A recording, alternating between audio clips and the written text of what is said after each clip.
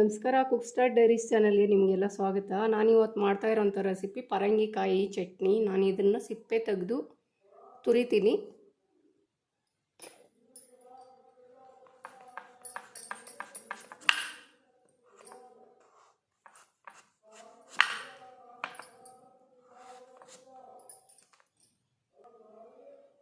ಸಿಪ್ಪೆ ತೆಗೆದು ವಾಶ್ ಮಾಡಿ ಇಟ್ಕೊಂಡಿದ್ದೀನಿ. ಈಗ ಇದನ್ನು 4 ಭಾಗ ಕಟ್ ಮಾಡ್ತೀನಿ.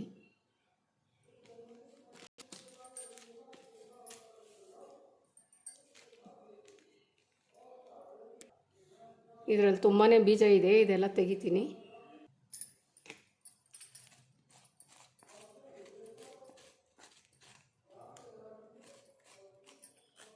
ಇದರೊಳಗಿರೋ ಇರೋ ಬೀಜ ಎಲ್ಲ ನೀಟಾಗಿ ಈ ಥರ ತೊಗೊಬೇಕು.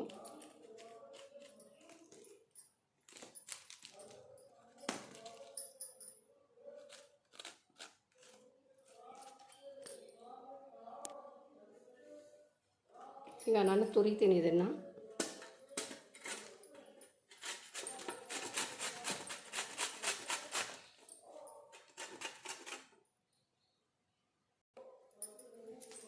ಈಗ ಒಂದು ಪರಂಗಿಕಾಯಿಯಲ್ಲಿ ಅರ್ಧ ಹೋಳಷ್ಟು ನಾನು ತುರಿದು ಇಟ್ಕೊಂಡಿದ್ದೀನಿ. ಚಟ್ನಿ ಯಾವ ರೀತಿ ಮಾಡೋದಂತ ನೋಡೋಣ. ಈಗ ನಾನು ಸ್ಟವ್ ಹಚ್ಚಿ ಬಾಣಲೆ ಇಡ್ತೀನಿ.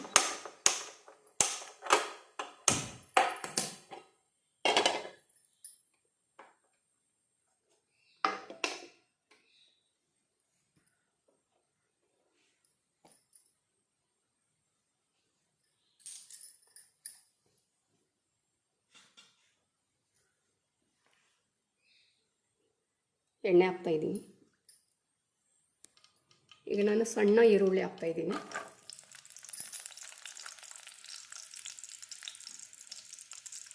ಮೆಣಸಿನ್ಕಾಯಿ, ಒಣಮೆಣಸಿನ್ಕಾಯಿ ಒಂದು 5 ಇಂದ 6, ಹಸಿಮೆಣಸಿನ್ಕಾಯಿ ಒಂದು 4,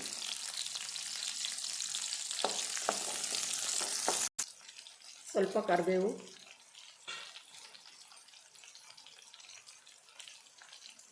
ಒಂದು 10 ಎಸಳಷ್ಟು ಬೆಳ್ಳುಳ್ಳಿ.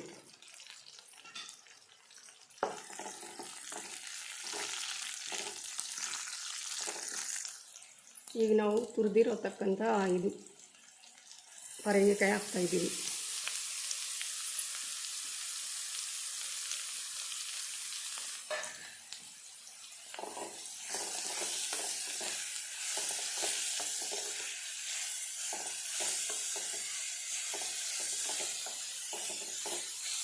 ಚೆನ್ನಾಗಿ ಹಸಿ ವಾಸನೆ ಹೋಗೋ ತನಕ ಹುರ್ಕೋಬೇಕು, ಲೈಟಾಗಿ ಉರಿ ಇಟ್ಕೊಂಡು.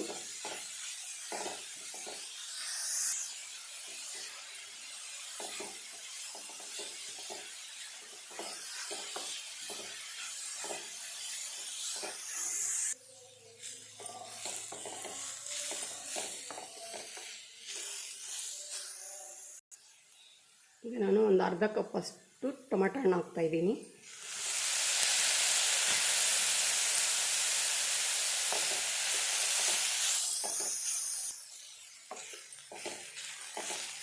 ಇದೊಂದ್ಸರಿ ಚೆನ್ನಾಗಿ ಮಿಕ್ಸ್ ಮಾಡಿ ಸ್ವಲ್ಪ ಹೊತ್ತು ಮುಚ್ಚಿಡೋಣ. ಇದನ್ನು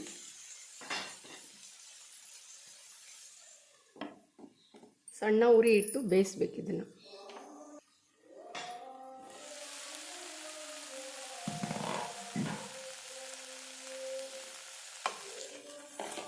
ಈಗ ಒಂದ್ಸಾರಿ ಮಿಕ್ಸ್ ಮಾಡ್ಕೊಳ್ಳೋಣ.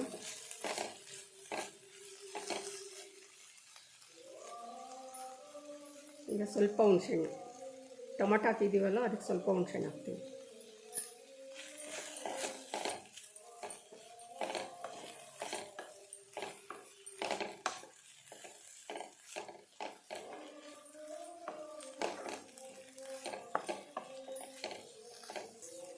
ಈ ಪರಂಗಿಕಾಯಿನ ಪೀಸ್ ಮಾಡಿನೂ ನಾವು ಹುರ್ಕೋಬೋದು, ಆದರೆ ಸ್ವಲ್ಪ ಲೇಟ್ ಆಗುತ್ತೆ ಬೇಯೋದು. ಈ ಥರ ತುರಿದು ಹಾಕೋದ್ರಿಂದ ಬೇಗ ಉರಿತೈತೆ, ಅದರಿಂದ ತುರಿದು ಹಾಕ್ಕೊಂಡ್ರೆ ಚೆನ್ನಾಗಿರುತ್ತೆ. ಇದು ರಾಗಿ ರೊಟ್ಟಿ ಜೊತೆಗೆ ಮತ್ತು ದೋಸೆ ಜೊತೆಗೆ, ಅನ್ನದ ಜೊತೆಗೆ ತಿನ್ನೋಕ್ಕೆ ತುಂಬಾ ಚೆನ್ನಾಗಿರುತ್ತೆ.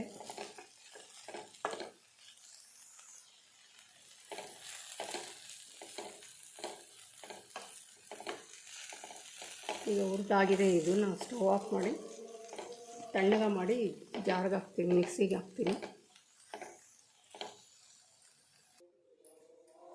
ಈಗ ಹುರಿದಿರೋದೆಲ್ಲ ಮಿಕ್ಸಿಗೆ ಹಾಕಿದ್ದೀನಿ. ಇದಕ್ಕೆ ನಾನು ಸ್ವಲ್ಪ ಕೊಬ್ಬರಿ, ಒಂದು 1/4 ಕಪ್ಪಷ್ಟು ಕೊಬ್ಬರಿ ಹಾಕ್ತಾಯಿದ್ದೀನಿ. ಸ್ವಲ್ಪ ಕೊತ್ತಂಬರಿ ಸೊಪ್ಪು, ಉಪ್ಪು,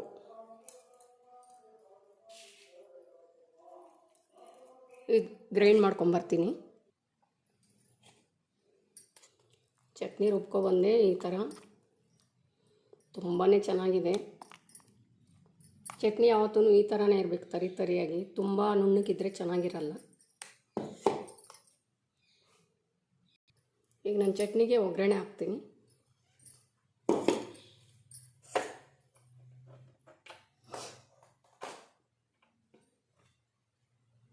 ಸ್ವಲ್ಪ ಎಣ್ಣೆ ಹಾಕ್ಕೊತೀನಿ.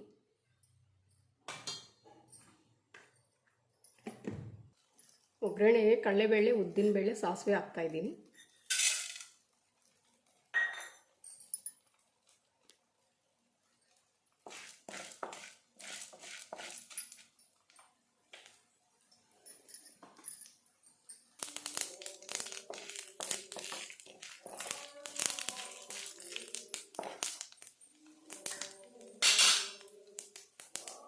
ಒಣಮೆಣಸಿನ್ಕಾಯಿ 4 ಹಾಕ್ತಾಯಿದ್ದೀನಿ.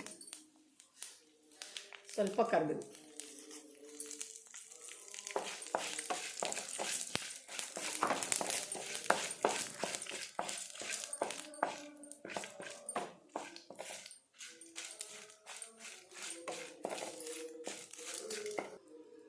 ತುಂಬ ಟೇಸ್ಟಿಯಾಗಿರೋಂಥ ಪರಂಗಿಕಾಯಿ ಚಟ್ನಿ ರೆಡಿ ಆಯಿತು. ನಾನು ಇವಾಗ ಟೇಸ್ಟ್ ಮಾಡ್ತೀನಿ. ನಾನೀಗ ಈ ಚಟ್ನಿನ ರಾಗಿ ರೊಟ್ಟಿ ಅನ್ನದ ಜೊತೆ ಟೇಸ್ಟ್ ಮಾಡ್ತೀನಿ. ನೀವು ಒಮ್ಮೆ ಮಾಡಿ ಮನೇಲಿ, ತುಂಬಾ ಟೇಸ್ಟಿಯಾಗಿರುತ್ತೆ.